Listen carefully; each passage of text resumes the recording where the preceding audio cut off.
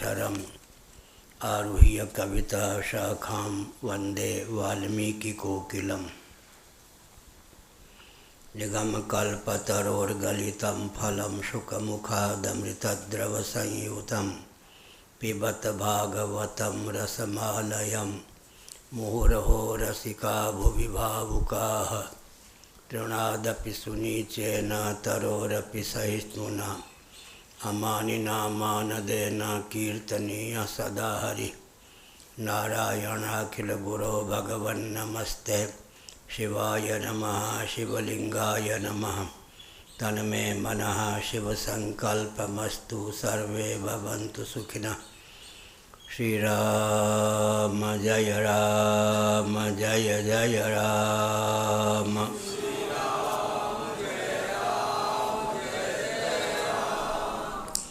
श्रीराम जय राम जय जय राम।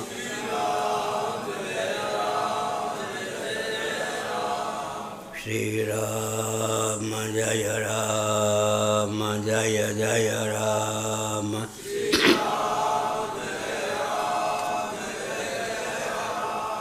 धर्म की अधर्म का प्राणियों में विश्व का गौ माता की गोहत्या भारत सर्वभूत हृदय धर्म सम्राट श्री स्वामी करपात्री जी महाराज की, श्री जगन्नाथ महाप्रभु की, श्री बलभद्र महाप्रभु की, भगवती सुभद्रा देवी की। हर हर महादेव। गोविंद जय जय गोपाल जय जय। गोविंद जय जय गोपाल जय जय। राधा रमण हरि गोविंद जय जय।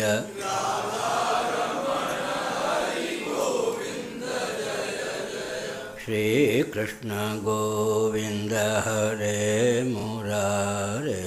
श्री कृष्ण गोविंद हरे मुरारी। हे नाथ नारायण वासुदेव। हे नाथ नारायण वासुदेव। गोविंद जय जय गोपाल जय जय।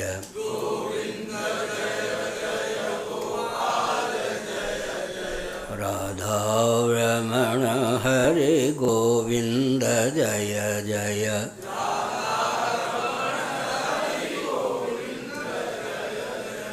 गोविंद जय जय गोपाल जय जय।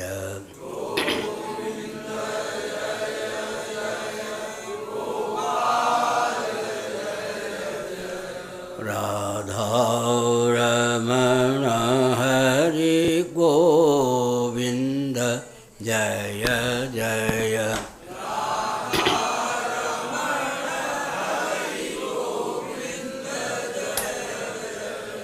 गोविंद जय जय गोपाल जय जय।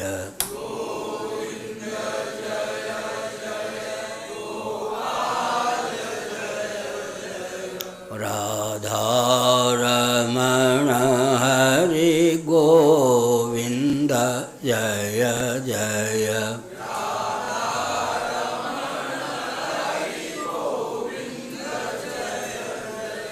गोविंद जय जय गोपाल जय जय।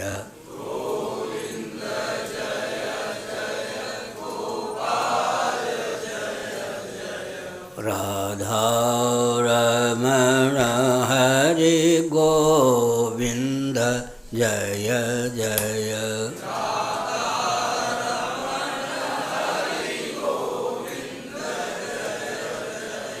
श्री वृंदावन बिहारी लाल की जय।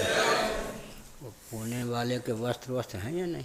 तदय आदि पुरुषस्य मृगेन्द्र लीलां दैत्येन्द्रयूथप वधं प्रयतः पठेत दैत्यात्मजस्य च सतां प्रवरस्य च पुण्यं श्रुत्वानुभावमकुतो भयमेति लोकं नारायण।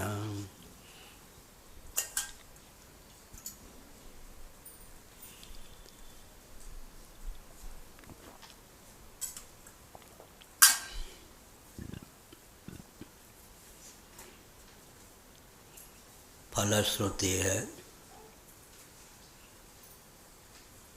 श्रीमद्भागवत 7:10-47।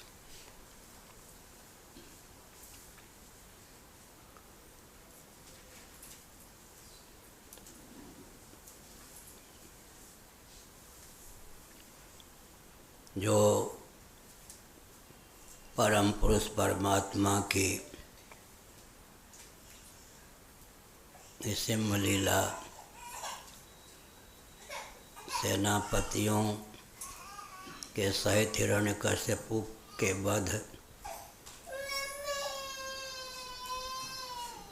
और सताम प्रवरस्य संत शिरोमणि प्रहलाद जी के पवित्र प्रभाव का एकाग्र मन से श्रवण करता है, पाठ करता है, सुन वह भगवान के अभय पद वैकुंठ को प्राप्त करने में समर्थ होता है। आदि पुरुषस्य कहा, मृगेन्द्र लीलाम भी कहा। भगवान आदि पुरुष हैं। नृसिंह भगवान परात्पर पुरुषोत्तम विष्णु भगवान के अवतार होने के कारण आदि पुरुष हैं। पूर्णत्वात् पुरुषैनाद्वा, पुरुष की व्युत्पत्ति यही है जो पूर्ण हो और हमारे जीवन में हृदय में जिसका निवास हो उसका नाम पुरुषोत्तम पुरुष होता है। भगवान पुरुष होते हुए उत्तम होने के कारण पुरुषोत्तम है। मृगेन्द्र लीलाम, यहाँ नृसिंह भगवान के लिए मृगेंद्र शब्द का प्रयोग है। मृगों के इंद्र सिंह रूप में अभिव्यक्त। परम पुरुष परमात्मा भगवान नृसिंह के रूप में प्रहलाद के सम्मुख प्रकट हुए। हिरण्यकश्यपु का वध किया, उनके सैनिकों का भी वध किया और सताम प्रवरस्य संत शिरोमणि प्रहलाद को अपनाया, सब प्रकार से उनकी रक्षा की। प्रहलाद जी के पावन प्रभाव का भी इस अध्याय में मनोरम विधा से चित्रण किया गया है। जो एकाग्र चित्त से इन्हें पढ़ता है या सुनता है वो भगवान के अभय पद को प्राप्त होता है, वैकुंठ लोक को प्राप्त होता है, भगवत सायुज्य को प्राप्त होता है। यह अभिप्राय।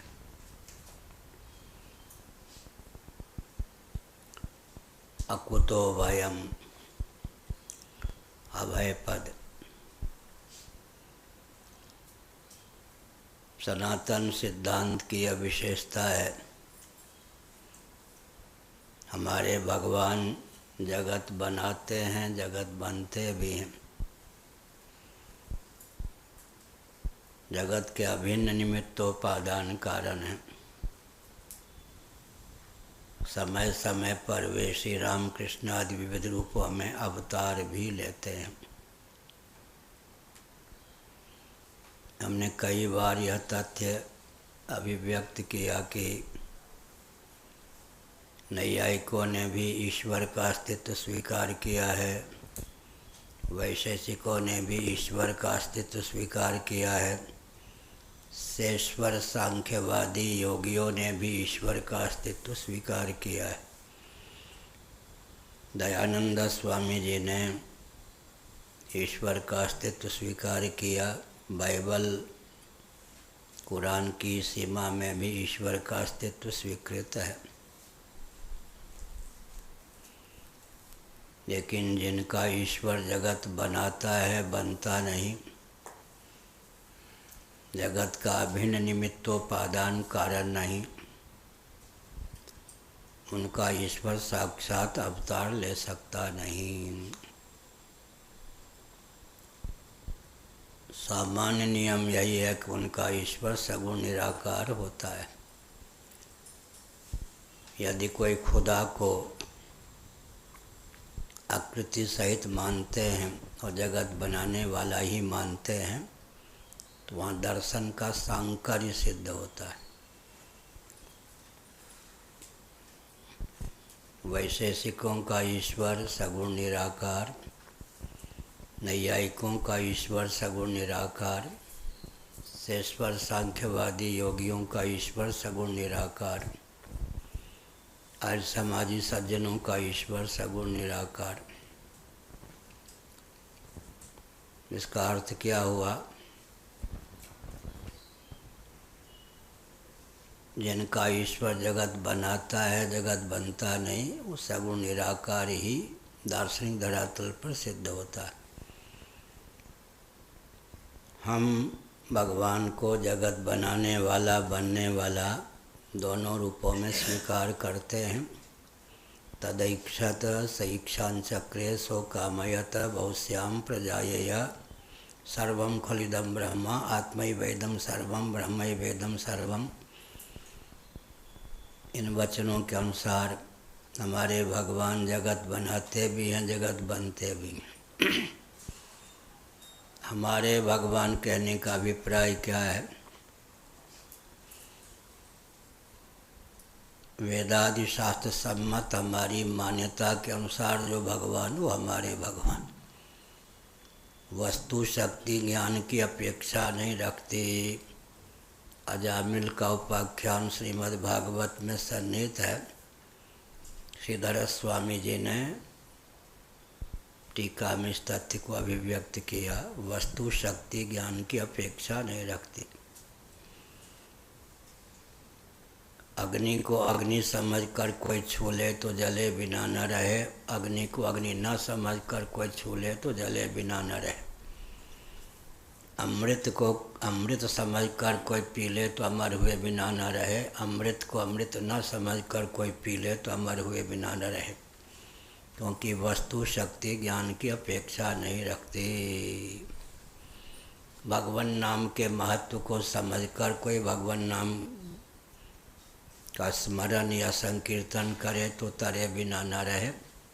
भगवान नाम के महत्व को न समझ कोई भगवान नाम का स्मरण संकीर्तन करे तो भी पापों को जलाए बिना भगवान नाम न रहे। वस्तु शक्ति ज्ञान की अपेक्षा नहीं रखती, लेकिन सोने में सुगंध। क्या अर्थ हुआ? भगवान नाम के महत्व को समझकर कहीं भगवान नाम का संकीर्तन हो, स्मरण हो तो अद्भुत बल और वेग की प्राप्ति होती है। इस दृष्टि से विचार करें तो मृगेंद्र लीलाम, मृगेंद्र कह दिया विवक्षा वसात, भगवान नृसिंह है, नर और सिंह दोनों रूपों में एक साथ अभिव्यक्त हैं। चित्त सुखी मंगलाचरण के अनुसार भगवान की सर्वरूपता को द्योतित करने के लिए ही उन्हें नृसिंह रूप में ख्यापित किया। भगवान ने स्वयं को नृसिंह रूप में अवतीर्ण किया। प्रहलाद बाल गोपाल थे, जिसके बल पर तू इस प्रकार निर्भीकता का परिचय दे रहा है। बोल प्रहलाद, तेरा ईश्वर कहाँ है? पिताजी कहाँ नहीं है? कौन है, कौन नहीं है? इस खंबे में भी तेरा ईश्वर है? हाँ है। खंबे को गिराने का प्रयास जो ही किया हिरण्यकशिपु ने, खंबे से भगवान प्रकट हो गए। एक साथ नर और सिंह के रूप में प्रकट हुए। आधा विग्रह नर, आधा विग्रह सिंह। तो सिद्ध कर दिया कि मैं सर्वत्र हूँ, जड़ खंभे में भी हूँ और सर्वरूप हूँ। एक साथ नरसिंह रूप में व्यक्त होकर भगवान ने अपनी सर्वव्यापकता को सिद्ध किया, सर्वरूपता को सिद्ध किया। चित सुखी मंगलाचरण के अनुसार यह तथ्य सिद्ध। सर्व सर्वगत, सर्व ओरालय, सर्वरहित, सब उर्पुरवासी। तुलसीदास जी ने लिखा, हमारे भगवान सर्व हैं, सर्व रूपों में उन्हीं की अभिव्यक्ति है। सर्वगत हैं, सर्वव्यापक हैं, सर्व उरालय, सबके हृदय में भगवान विद्यमान है। सब उर्पुरवासी का अर्थ भी यही होता है। ईश्वर सर्वभूतानां हृदय सिर्जुन तिष्ठति, अहमात्मा गुडाकेशः सर्वभूताशय स्थितः, ज्योतिषामपि तज्ज्योतिस्तमसः परमुच्यते, ज्ञानं ज्ञेयं ज्ञानगम्यं हृदय सर्वस्य विष्ठितम्। अभिव्यक्ति का स्थान हृदय है। यह हृदय भवन प्रभु तोरा, यह आय बसे बहु चोरा, मान ही नहीं मोर निहोरा, अतिशय करें बड़ जोरा। विनय पत्रिका तुलसीदास जी ने लिखा, प्रभु यह हृदय आपका भवन है। आपके भवन में बहुत से चोर आके बस गए हैं, काम क्रोध लोभ मोह शोक ये सब। यह हृदय भवन प्रभु तोरा, यहाँ आए बसे बहुत चोरा। मैं निहोरा करता हूँ, विनती करता हूँ, प्रार्थना करता हूँ, भगवत धाम को खाली करो, कम से कम यहाँ चोरी मत करो। मेरी विनती को स्वीकार नहीं करते। मानो भगवान ने कहा, मेरा घर लूट डालने दो, चोरों की दाल गलने दो, चोरी हो जाने दो। तुलसीदास जी ने कहा कि आपका अपयश होगा। एसपी के घर में ही चोरी हो जाए, डीजी के घर में चोरी हो जाए, रक्षा मंत्री के घर में चोरी हो जाए तो अपयश होना है या नहीं? अपयश नहीं होए तुम्हारा। मेरा घर नहीं है, हृदय आपका घर है, वहाँ आप निवास करते हैं। वहाँ काम क्रोध लोभ मोह सब आके बस गए। इंद्रियाणि मनोबुद्धि रस्याधिष्ठान मुच्यते। मैं तो पहरेदार हूँ, स्वामी तो आप हैं। मैं विनती करता हूँ, निहोरा करता हूँ, मेरी बात पर ध्यान नहीं देते। आप ऐसा न कहें कि लूटने दो, चोरी होने दो, अपयश होगा। जब भगवान भी अपने घर की रक्षा नहीं कर पाए तो कौन कर पाएगा? अतिशय करें बर जोरा। तो भगवान ईश्वर सर्वभूतानां हृदय सिर्जुन तिष्ठति, सर्वव्यापक जो परमात्मा हैं उनकी अभिव्यक्ति का स्थान हृदय है। कई बार हमने संकेत किया, छांदोग्य उपनिषद 8वें अध्याय के अनुसार यह जो हृदय है पुंडरीकाकार रक्त मांस पिंड, पुंडरीक माने कमल, कमल के आकार के रक्त मांस पिंड का नाम स्थूल हृदय।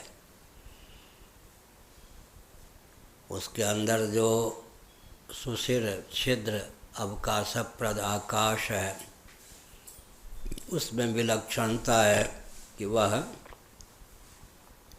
अंतःकरण का अभिव्यंजक संस्थान है। अंतःकरण में क्षमता है कि वह परमात्मा का प्रत्यगात्मा के रूप में अभिव्यंजक संस्थान सिद्ध होता है। परमात्मा भी हृदय में है और जीवात्मा भी हृदय में है। अंतःकरण परमात्मा को प्रत्यगात्मा के रूप में व्यक्त करने का संस्थान है, इसलिए हृदय का महत्व है। किस प्राणी में हृदय का स्थान कौन सा है, उपनिषदों में इसका चित्रण किया गया। हम लोग मनुष्य हैं, यहाँ हृदय है, पुंडरीकाकार रक्त मांस पिंडगत जो सुशिर या छिद्र है, उसमें वह क्षमता है कि वह परमात्मा को प्रत्यगात्मा के रूप में व्यक्त करता है। प्रत्यगात्मा होकर परमात्मा व्यक्त है। तेषामेवानुकंपार्थम हम अज्ञानजं तमः नाशयाम्यात्म भावस्थो ज्ञान दीपेन भास्वता। यह ज्ञान दीपेन भास्वता बहुत महत्वपूर्ण वाक्य है, वचन है भगवान का गीता। तुलसीदास जी ने लिखा, भक्ति मणि है ज्ञान दीपक है। बहुत बल लगाया तुलसीदास जी ने। ज्ञान दीपक है तो दीपक को तो वायु आदि से खतरा होता, कभी बुझ जाए। भक्ति मणि है, मणि तो प्रकाश देती रहेगी, हवा भी चल जाए तो मणि के प्रकाश पर असर नहीं पड़ेगा। भक्ति मणि है, ज्ञान दीपक है। बुध बुध जाए ज्ञान की बाती, लौकिक कवियों ने कहा। भगवान ने कहा कि तुम अपने बलबूते पर ज्ञान दीपक को प्रज्वलित करोगे तब वो गाथा चरितार्थ होगी। जब मैं अपने चिन्मय कर कमलों से तुम्हारे हृदय में ज्ञान दीपक प्रज्वलित करूँगा तो माया के मेरे मार्ग में भी रोड अटकाएगी क्या? कोई अपने बलबूते पर ज्ञान दीपक प्रज्वलित करना चाहे तो रिद्धि सिद्धि माया विघ्न डालती है। तो भगवान ही भक्त के हृदय में तेषामेवानुकंपार्थम हम अज्ञानजं तमः नाशयाम्यात्मभावस्थो ज्ञान दीपेन भास्वता। पवन कहते हैं कब नींद के झोंके आ जाए पता नहीं। इंजन पे बैठे रहते उस समय भी नींद आ जाती। हाँ, तो पवन माने वायु। तो क्या अर्थ हुआ? तेषामेवानुकंपार्थमहम् अज्ञानजं तमः नाशयाम्यात्मभावस्थो। तुलसीदास जी ने तो ज्ञान दीपक को बहुत दुर्गम बताया। वो प्रकरण पढ़ लेने पर किसी का साहस नहीं होगा ज्ञान प्राप्त करने का, इतना जटिल बताया। तो तुलसीदास जी को गीता का ज्ञान नहीं था क्या? था। तो अगर अपने बलबूते पर ज्ञान दीपक प्रज्वलित करोगे तो उन सब विघ्नों का सामना करना पड़ेगा जिनका मैंने चित्रण किया। तो भगवान ही जब तुम्हारे हृदय में ज्ञान दीपक प्रज्वलित करने आएंगे तो उनके मार्ग में रिद्धि सिद्धि माया प्रतिबंध थोड़े डालेगी। तेषामेवानुकंपार्थमहम् अज्ञानजं तमः नाशयाम्यात्मभावस्थो ज्ञान दीपेन भास्वता। पूज्य स्वामी अखंडानंद जी महाराज बहुत बढ़िया भाव चित्रित करते थे। आखिर ज्ञान दीपक हो या भक्ति मणि हो, प्रयोजन क्या है, इस पर विचार करें ना। जड़क ग्रंथि का दर्शन, यही प्रयोजन है ना। प्रकाश का प्रयोजन क्या है? अभिष्ट वस्तु का दर्शन। इस कक्ष में घोर अंधकार हो लेकिन कोई वस्तु हो, उसको पाने के लिए प्रकाश की आवश्यकता है। भक्ति को मणि बता दें, ज्ञान को दीपक बता दें, आखिर दोनों ही प्रकाशप्रद हैं। इनका प्रयोजन क्या है? चिज्जड़क ग्रंथि का दर्शन। बहुत बढ़िया, चिज्जड़क ग्रंथि का दर्शन। अब अंधकार में कैसे ग्रंथि को खोलेंगे? ग्रंथि का दर्शन चाहिए ना, तो दर्शन के लिए आलोक और प्रकाश चाहिए। किसी के पास भक्ति मणि रूप प्रकाश है तो किसी के पास ज्ञान दीपक रूप प्रकाश है। लेकिन वो कहते थे भाई मेरे, वो स्वामी अखंडानंद में प्रयोजन पर ध्यान दो ना। ज्ञान दीपक और ज्ञान मणि, भक्ति मणि पर अटक गए। प्रयोजन क्या? जड़ ग्रंथि का दर्शन। ग्रंथि का दर्शन होगा तब उसका क्या होगा? विमोचन होगा। खोलेंगे। ग्रंथि का दर्शन करने के लिए चाहिए ना। आखिर भक्तों को अभी जड़ ग्रंथि का भेदन तो अवश्य करना ही है, ज्ञानियों को भी। लेकिन प्रकाश की अपेक्षा क्या है? प्रकाश मात्र से काम थोड़े चलेगा। भक्ति मणि के द्वारा सही, ज्ञान दीपक के द्वारा सही काम क्या करना है? जड़ ग्रंथि का दर्शन करना है। ग्रंथि को सुलझाने की आवश्यकता है। तुलसीदास जी ने बहुत बढ़िया कहा, जड़ चेत नहीं ग्रंथि पर गई, जते मिशा छूटत कठिनाई। जड़ चेतन की ग्रंथि पर गई है, मृषा है, मिथ्या है। कई बार हमने संकेत किया निरवयव निरवयव की गांठ कैसे होगी, सावयव निरवयव की गांठ कैसे होगी। 2 उंगलियों में गांठ, सावयव सावयव की गांठ। तो निरवयव आत्म तत्व है, विभु आत्म तत्व है, ग्रंथि तो संभव ही नहीं है। इसलिए मृषा ग्रंथि न होने पर भी है। ग्रंथि मिथ्या है क्योंकि यद्यपि मृषा, लेकिन छूटत कठिनाई। उदाहरण दिया, बंध्यो कीर मरकट की नाई। तोता न बनने पर भी बन जाता है, उड़ नहीं पाता। मान्यता होती है मैं फंस गया। बंदर यूँ हाथ डालता है, चना को लेता है मुट्ठी। अब वो घड़े को इतना संकीर्ण मुख वाला किया जाता है कि वो अगर चना छोड़ दे तो निकाल सकता हाथ को, नहीं तो लोभ के कारण चना छोड़ता नहीं। मुट्ठी बांधे हुए हाथ को निकाल नहीं सकता, फंस जाता बेचारा। इसलिए जड़ चेतन ग्रंथि पर गई, यद्यपि मृषा छूटत कठिनाई। जड़ ग्रंथि संभव ही नहीं है, केवल भ्रांति ही है। लेकिन प्रकाश अपेक्षित है ग्रंथि दर्शन के लिए। जिस ग्रंथि का भेदन अपेक्षित है वो है मिथ्या, तो छूटने में कठिनाई। बंधन तो मिथ्या ही है ना। मानी मानी बंधन में आयो, जीव को जो बंधन प्राप्त है वो सत्य कहाँ है? मिथ्या ही है। उस मिथ्या बंधन के निवारण के लिए प्रयास करना चाहिए। एतद्य आदि पुरुषस्य मृगेन्द्र लीलाम दैत्येन्द्र यूथप वधम प्रयतः पठेत। दैत्येन्द्र यूथप वधम, सेनापतियों के सहित हिरण्यकश्यपु का वध इस अध्याय में अंकित हुआ है। प्रयतः पठेत, एकाग्र चित्त से भगवान के प्रति समर्पित होकर जो पढ़ता है। हमने पिछले दिनों बताया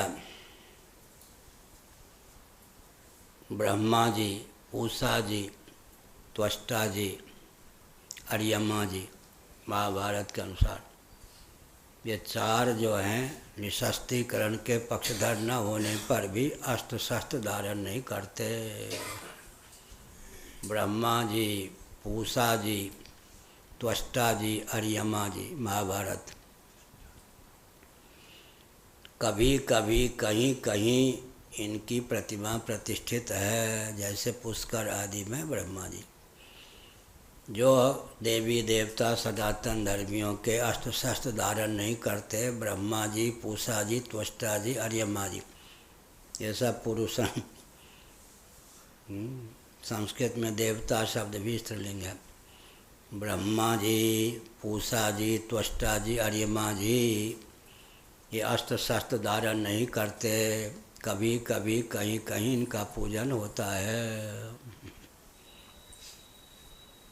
और जो देवी देवता अस्त्र शस्त्र धारण करते हैं, देखो दुर्गा जी, काली जी, ये सब, और शंख चक्र गदाधारी भगवान विष्णु जी, सब जगह पूजन।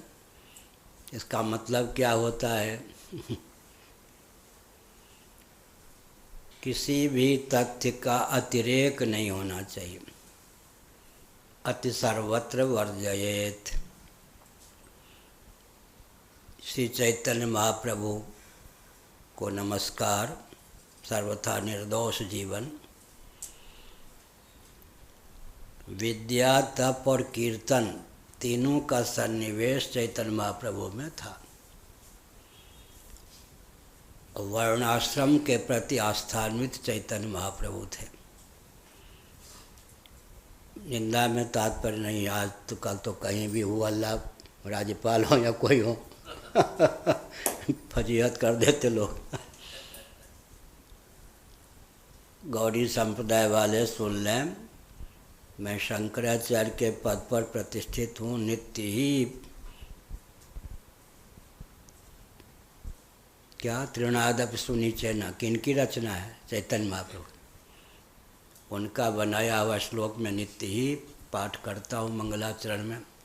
मेरे अगर गौड़ी संप्रदाय के संत कोई 10 बार पढ़े होंगे चैतन्य महाप्रभु का जीवन चरित्र, तो मैंने नैमिषारण्य में 50 बार पढ़ा है।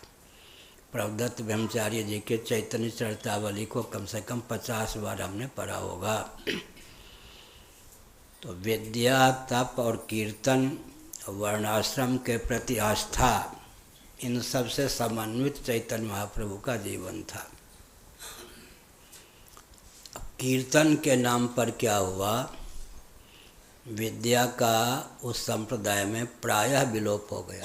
जीव गोस्वामी ये सब अलग, वो तो उस समय के थे। तप का भी विलोप हो गया और वर्णाश्रम के प्रति अनास्था हो गई और बंगाल का विभाजन हो गया, बांग्लादेश बन गया। कीर्तन के गर्भ से कर्तन निकल आया। हिंदू विखंड, हाँ वो समर्थन कर रहा बच्चा। कीर्तन के गर्भ से क्या हुआ? कर्तन निकल आया। हाँ, विभाजन हो गया, बिल्कुल ठीक कहता है। इसका मतलब हुआ कीर्तन का पर्यवसान किस में हो गया? कीर्तन का पर्यवसान देश के विभाजन में हो गया है ना। अतिरेक नहीं होना चाहिए। अतिरेक माने हर चीज़ सीमा में होनी चाहिए। रबड़ी भी ज़्यादा खा लेंगे तो क्या होगा? रबड़ी भी, हर चीज़ सीमा में होनी चाहिए। कीर्तन के अतिरेक ने बांग्लादेश को बना दिया, बंगाल को विभाजित कर दिया। बौद्धों की अहिंसा ने क्या किया? तिब्बत को चीन की झोली में डाल दिया। तिब्बत में जब तक क्षात्र धर्म प्रतिष्ठित था, चीन के व्यक्ति नतमस्तक होते थे तिब्बत वालों के सामने। आजकल तिब्बत किसके खेमे में है? चीन के खेमे में है। दलाई लामा जी भारत में हो गया। ये जो सनातन सिद्धांत के विरूप अहिंसा के पक्षधर होने के कारण तिब्बत हाथ से गया। किसी का अतिरेक नहीं होना चाहिए। कीर्तन भी सीमा में हो। एक कोई सज्जन आए 5-7 साल पहले, मठ में कुछ समय रहे, सुझाव देना शुरू किया 24 घंटे यहाँ कीर्तन होना चाहिए, कहा था ना। हमने कहा भाई अगर हम सुझाव ही मांगे तो एक बंडल सुझाव रोज़ ही मिल जाएगा। सुझाव मुझे अच्छा नहीं लगता ये नहीं, लेकिन सुझाव देने का स्तर भी तो होना चाहिए ना। 24 घंटे यहाँ कीर्तन होगा तो विद्या तप का विलोप होगा या नहीं? समय पर कीर्तन होना चाहिए। 24 घंटे शंकराचार्य क्या माइक ही बजेगा? अब ये पड़ोसियों ने कृपा की है भय के कारण, नहीं तो यहाँ इतने वो उधर 24 घंटे लोग कीर्तन करते सो जाते थे, फिर कैसेट से कीर्तन होता था। हमारा पढ़ना लिखना सब बंद। फिर किसी को हमने बुलवाया, हमने कहा भाई ये सब उपद्रव बंद करो, नहीं तो पड़ोसी यहाँ पढ़ने लिखने नहीं देते थे। सो गए और कीर्तन का कैसेट खोल दिया। यानी कीर्तन के अतिरेक ने बंगाल का विभाजन करवा दिया और रोटी बेटी की मर्यादा विलुप्त कर दी, वर्णाश्रम को शिथिल कर दिया, नष्ट कर दिया।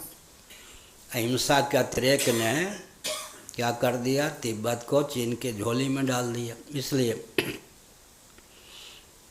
अतिरेक नहीं होना चाहिए। क्या अब वो हरिवाजी के यहाँ कीर्तन का अतिरेक हो गया, स्वस्थ होने पर भी गंगा के तट पर बांध है, वहाँ पर्व के दिन भी गंगा जी में कोई स्नान नहीं करते थे। हाँ, हमारा सब देखा हुआ है, समझा हुआ। कीर्तन के नाम पर नास्तिकता फैल गई, छात्र धर्म का विलोप हो गया। अतिरेक नहीं होना चाहिए। चैतन्य प्रभु के जीवन में तप भी था, विद्या भी थी और कीर्तन भी। अब तप और विद्या का लोप हो गया उनके नाम पर, कीर्तन उस कीर्तन में भी कोई कीर्तन का दोष नहीं है, अतिरेक। हम जिनके नाम का कीर्तन करते हैं वो धनुष बाण धारण किए हुए और दुष्टों के संहार के लिए श्री कृष्ण होकर भी तैयार रहते या नहीं। जिनके नाम का संकीर्तन करते हैं वो तो देखो बहादुरी का परिचय देते या नहीं, अराजक तत्वों का दमन करते या नहीं। इसलिए कहा दैत्येन्द्र यूथप वधम, कौन, हिरण्यकश्यप उनके सैनिकों सेनापतियों का संहार कर दिया भगवान ने। अहिंसा के नाम पर अराजक तत्वों को पलने नहीं देना चाहिए, यह अभिप्राय। अहिंसा परमो धर्म। एक मैं वाक्य बोल रहा हूँ, कभी कभी बोलता हूँ। अहिंसा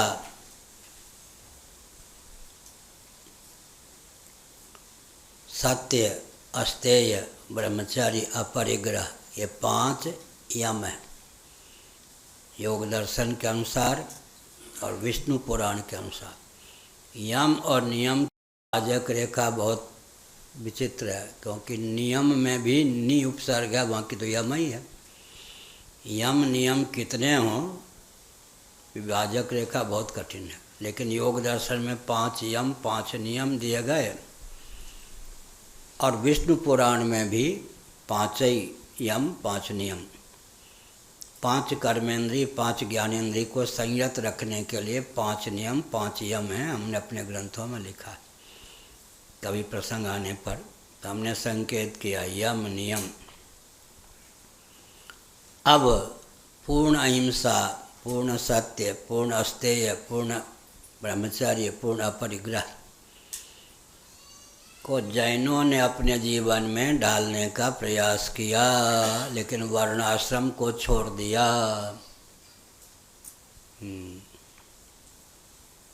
क्या हुआ जी? अहिंसा के गर्भ से घोर हिंसा, 3 मुर्गी के बिना लामा जी का भी काम नहीं चलता। लो लामा का मैंने विशेषण कुछ नहीं लगाया।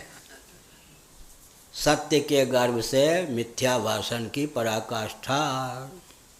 सबसे ज़्यादा इनकम टैक्स आदि की चोरी तो वही होती।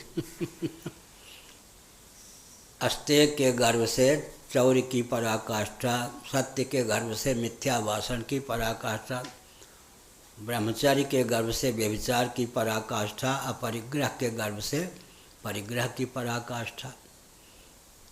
इसका अर्थ क्या हुआ? आप हमारे सिद्धांत को ले जाओ और सिद्धांत को ढालने की प्रक्रिया अपनी नई बना लो, हमारा सिद्धांत आपका गला दबा देगा। यहाँ चोरी कुछ करो पचे नहीं। सनातन सिद्धांत की क्या विशेषता है? हमारे सिद्धांत को कोई ले जाए बहुत अच्छा है, लेकिन हमारे सिद्धांत को ढालने की प्रथा, प्रक्रिया, प्रोसेस, मेथड कोई अपने ढंग से मन कल्पित कर ले, हमारा सिद्धांत ही उसका गला दबा देगा। एक विशेष बात। अब वर्णाश्रम को नहीं स्वीकार करोगे तो अहिंसा, सत्य, अस्तेय, ब्रह्मचर्य, अपरिग्रह क्रमशः इनको अपनाने के लिए जितना बल और वेग चाहिए जीवन में कहाँ से लाओगे? यही आपका गला दबा देंगे। इसलिए पंचशील वो लोग कहते हैं, हम जिसको पंचयम कहते हैं, जैनों के यहाँ अहिंसा, सत्य, अस्तेय, ब्रह्मचर्य, परिग्रह का नाम पंचशील है। दिल्ली में मैं विद्यार्थी था तो पंचशील पर प्रवचन का आयोजन था डिबेट में। मैंने पहले कह दिया मुझे प्राइज नहीं चाहिए अगर मैं फर्स्ट हो जाऊं तो अभी, क्योंकि मुझे जो बोलना है मैं अपने ढंग से बोलूँगा। पंचशील पर बोले थे।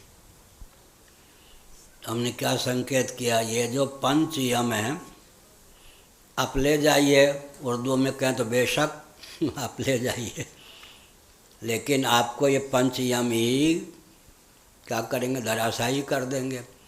हमारा सिद्धांत ले जाइए और प्रक्रिया सिद्धांत को डालने की अपनी मन कल्पित बना लीजिए, हमारा सिद्धांत आपका गला दबा देगा। इसलिए हमारे सिद्धांत को क्रियान्वित करने के लिए विधा भी हमारी ही चाहिए। मन कल्पित विधा से कोई सनातन सिद्धांत का फरण भी कर ले तो उसे समाज में और जीवन में डालने में समर्थ नहीं। इसलिए क्या मतलब हुआ, हम बिल्कुल शांत रहते। अकुतो भयम, यहाँ का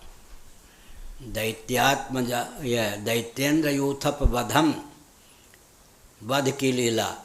वध की लीला, वध की लीला माने पहले अभी मैंने कहा, क्या कहा, अर्यमा त्वष्टा पूषा ये सब, और ब्रह्मा जी निशस्त्रीकरण के पक्षधर न होने पर भी स्वयं अस्त्र शस्त्र नहीं धारण करते, कभी कभी कहीं कहीं इनकी पूजा होती है। इसलिए एक तो फूलचोर बाबा, तो दंड की मर्यादा है, भगवान के जो विग्रह होते हैं वहाँ भी दंड से कैसे नमस्कार करें उसकी विधा है। ये जो दंडा स्वामी है वो नृत्य गोपाल दास जी, नृत्य गोपाल भगवान है ना, आनंद वृंदावन, उनको दंडा दिखाता है दंड, उसका नाम है ब्रह्मदंड। वशिष्ठ जी ने ब्रह्मदंड गाड़ दिया, वाल्मीकि रामायण। विश्वामित्र जी ने सारी शक्ति लगा दी, लेकिन उस ब्रह्मदंड के सामने सारा क्षात्र बल उनका निष्फल हो गया। धिक बलम, फिर कहना पड़ा क्षत्रियों का बल धिक, ब्रह्म तेज ही सर्वोत्कृष्ट है। इसलिए तो हमने क्या संकेत किया, हर व्यक्ति के जीवन में किस दंड की प्रतिष्ठा होनी चाहिए, अपना जीवन उद्दंड ना हो, उद्दंड व्यक्तियों के शमन करने की क्षमता हो। इसलिए दंड नीति महाभारत में कहा गया, लिखा गया है,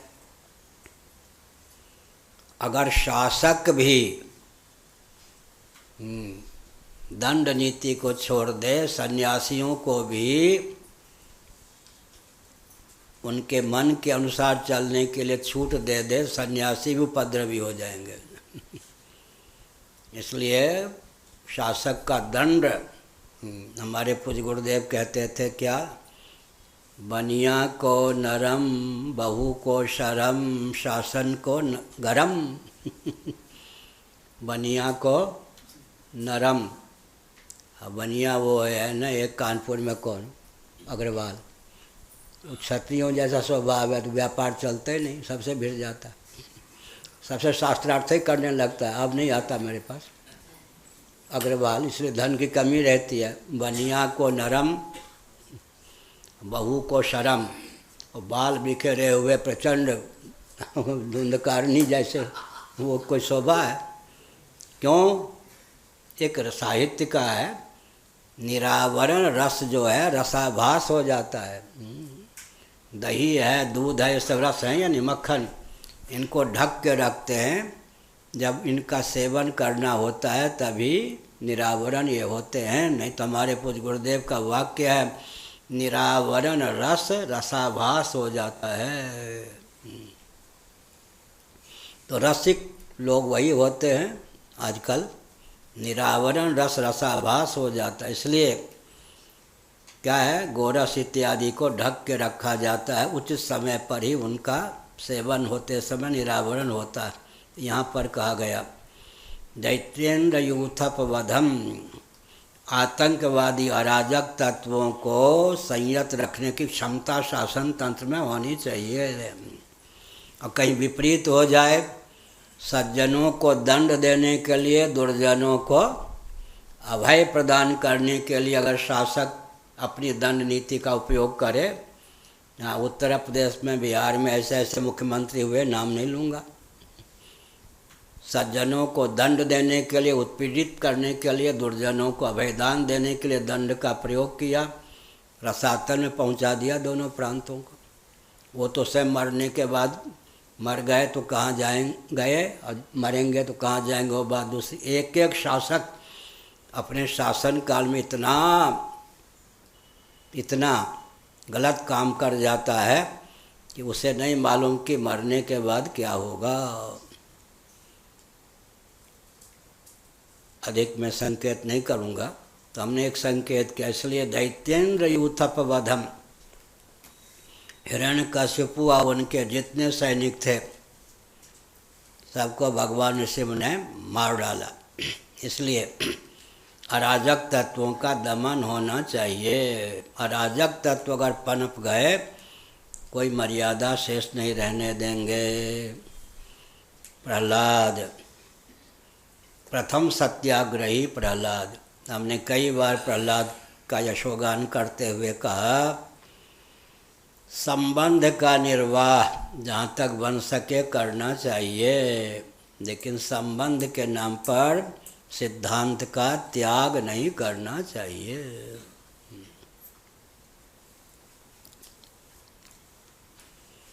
संबंध के नाम पर परिस्थिति होती है। भगवान श्री कृष्ण मौन रह गए अमुक अमुक के विवाह के समय। बलराम जी ने अपमानित कर दिया था ना एक को, अंत में रिश्तेदारी हुई, भगवान ने कहा या मौन रह जाओ, मामा ये सब बेटी, विवाह अनुचित था, लिखा हुआ है भागवत में। अधर्म जानते हुए भी भगवान ने लिहाज कर दिया, मौन रह गए। तो हो गया ना, मामा की बेटी से शादी, उधर तो प्रसिद्ध ही है दक्षिण भारत में। तो भगवान को भी कहीं कहीं व्यवहार बहुत विचित्र है, व्यवहार की घाटी बहुत विचित्र है। श्री कृष्ण जैसे महानुभाव को भी अधर्म समझ करके भी रुक्मी का अपमान हो गया था। चलो इसी बहाने वो प्रसन्न हो जाए। मौन रहना, विवाह अनुचित है, नहीं होना चाहिए समझ के भी कहीं श्री कृष्ण भगवान भी मौनी बाबा बन जाते हैं। व्यवहार की विचित्र घाटी होती है, जहाँ श्री कृष्ण जैसे योद्धा भी मौनी बाबा बन जाते हैं। इसका अर्थ क्या हुआ? व्यवहार बहुत विकट। दैत्यात्मजस्य च सतां प्रवरस्य पुण्यम श्रुत्वानुभाव मकुतो भयमेति लोकम। इसका अर्थ क्या है? सेनापतियों के साथ हिरण्यकश्यपु के वध का जो श्रवण करेगा उसको यह फल प्राप्त होगा। तो दुष्ट समझाने पर भी समझ में न आवे उनको तो दमन होना ही चाहिए। दल बल के सहित दुष्टों का दमन होना चाहिए। यह कोई स्वभाव से दैत्य होते हैं, कोई प्रशिक्षण के बल पर आतंकवादी बनाए जाते हैं, ये भी एक समझने की बात है। स्वभाव से दुष्ट होते हैं कोई, और कोई प्रशिक्षण के बल पर आतंकवादी बना दिए जाते हैं। छोटी आयु में जो शिक्षा प्राप्त होती है, 5 वर्ष से पहले विशेषकर छोटी आयु में जो शिक्षा प्राप्त होती है उस पर पानी फेरना बड़ा कठिन होता है। मदालसा क्या करती थी? अपने गोद में बच्चे को लेकर दूध पिलाते समय या पलने पर झुलाते समय क्या गाती थी?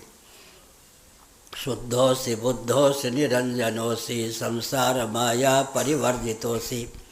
अरे लाला, तू हार मांस का पुतला नहीं है, शुद्ध है, बुद्ध है, मुक्त है, संसार माया से अतिक्रांत है।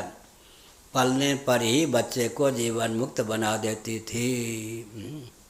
माता पिता के ऊपर निर्भर है कि बच्चे को कहाँ ले जाएं। शुद्धोसि बुद्धोसि निरंजनोसि, 5 से 6 तक है प्रवचन क्या? अच्छा। शुद्धोसि बुद्धोसि निरंजनोसि संसार माया परिवर्जितोसि, ऐसा। कभी कभी भगवान ही शिक्षा दे देते हैं। मैं पलने पर लेटा होता तो नित्य ही 4-5 बार एक घटना घटती। काली काली साड़ी पहने, काली काली सूरत, विकराल नेत्रों वाली, विकराल मुख वाली, दांत वाली 4-5 देवियाँ चमकते हुए तलवार को हाथ में लेकर एक साथ शरीर पर बाजार देती। मैं रो पड़ता। पालन करने वाली माता आदि पर क्या प्रभाव पड़ता वो जाने। मुझे पलने की घटना याद।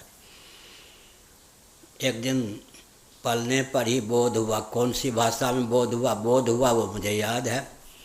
अगर मैं कटने वाला व्यक्ति होता, पहले दिन के वार में ही कट गया होता। मैं कोई ऐसा तत्व हूँ जो कटने, जलने, मरने वाला नहीं हूँ।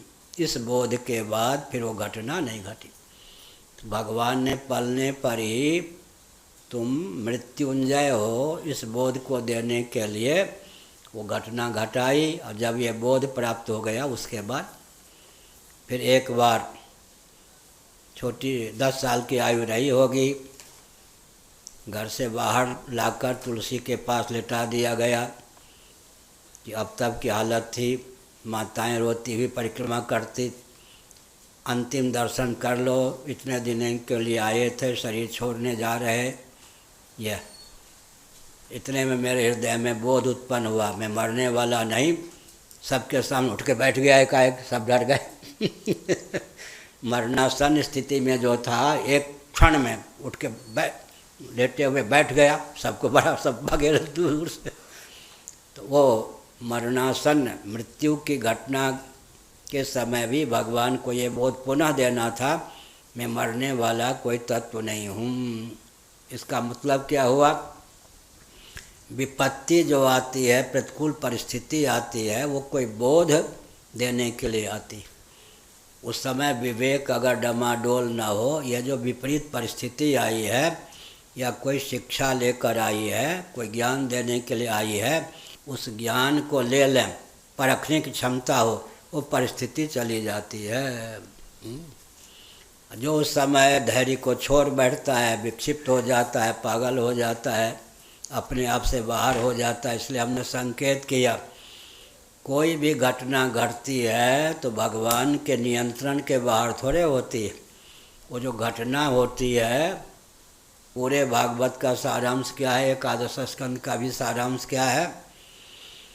जगत जो बना है, संसार जो भगवान ने बनाया है, 3 रत्न प्राप्त करने के लिए, भक्ति, विरक्ति, भगवत प्रबोध।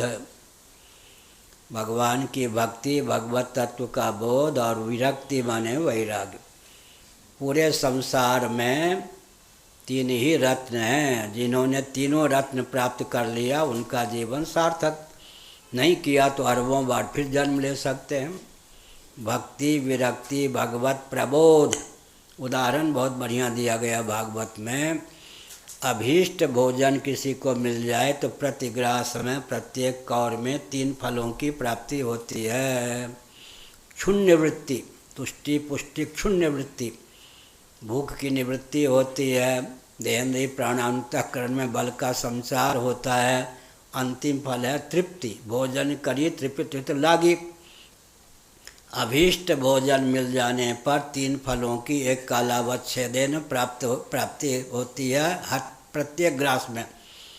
क्षुण्य वृत्ति माने भूख की निवृत्ति, प्यास की निवृत्ति, और फिर क्या?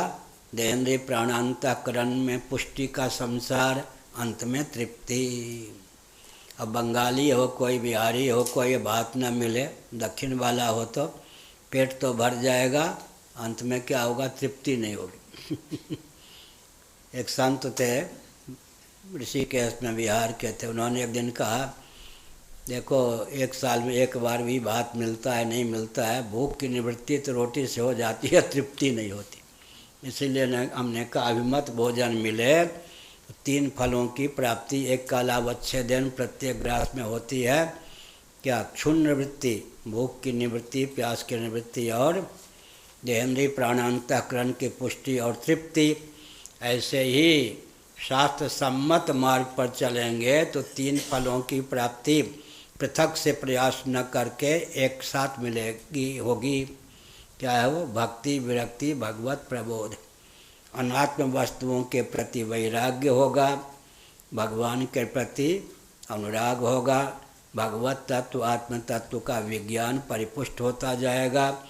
संसार में जन्म लेने पर 3 रत्नों की प्राप्ति हो गई तो जीवन सार्थक, नहीं तो बार बार जन्म लेना पड़ेगा। जब तक इन 3 फलों को प्राप्त नहीं करेंगे तब तक जन्म होता जाएगा। वो 3 फल क्या है? भक्ति, विरक्ति, भगवत प्रबोध।